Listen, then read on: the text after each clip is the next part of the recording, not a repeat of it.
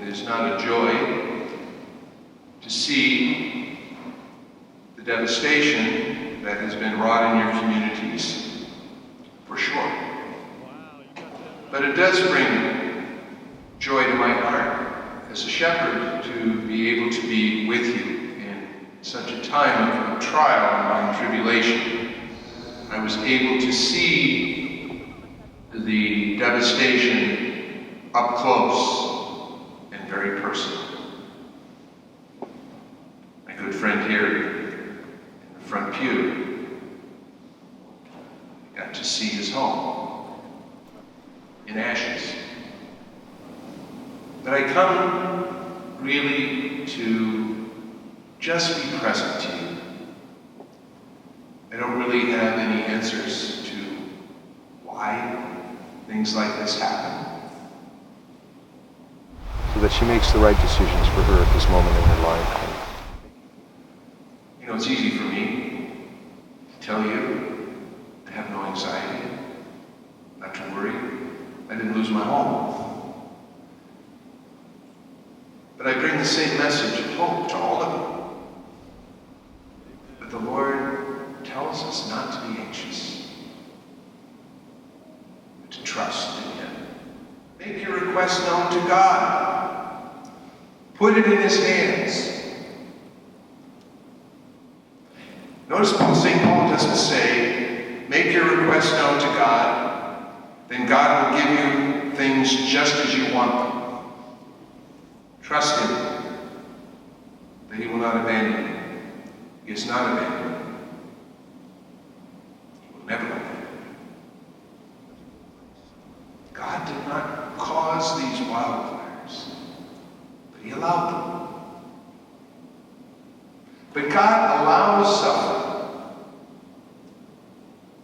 and evil and loss for only one reason. Always to draw a greater good. God sees the whole thing, and He sees the good that's going to come out of this. That's the ultimate evil, to kill God. But look what God brought from it. Resurrection, new life, salvation for us. We ask you, Lord, to give them grateful hearts for how their home has been spared, but also give them generous and loving hearts. I can already tell you some of the good that's coming out of this fire. It's brought all of you closer together. Safe. And now this outpouring of love and care and concern and selflessness. That's good. It's going to bring you all together closer. It's going to help you realize what really is important, what really matters. That our neighbors and relatives who have been affected by our recent fires will receive the assistance they need to rebuild their homes and businesses. We pray to the Lord. There was a young mom. She had a 1 or 2 year old kid with her, and she also had another one on the way, and she lost everything. She's in here just getting basic stuff that every mom should have for her kids. We've had kids come in, and we have a little section in there with toys, and they lost they lost all their toys. On the weekend after the fire, we realized that there were a lot of donations coming in. We needed a place to put them.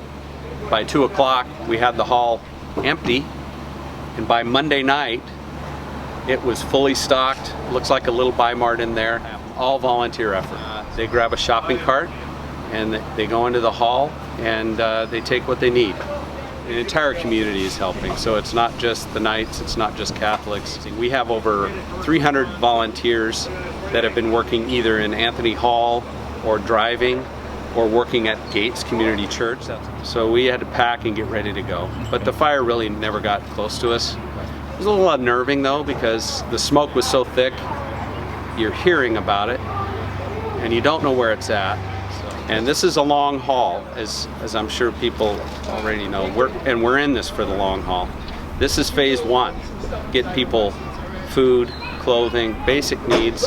Then we have cleanup, and reconstruction. And may your mercy and love reach others through them.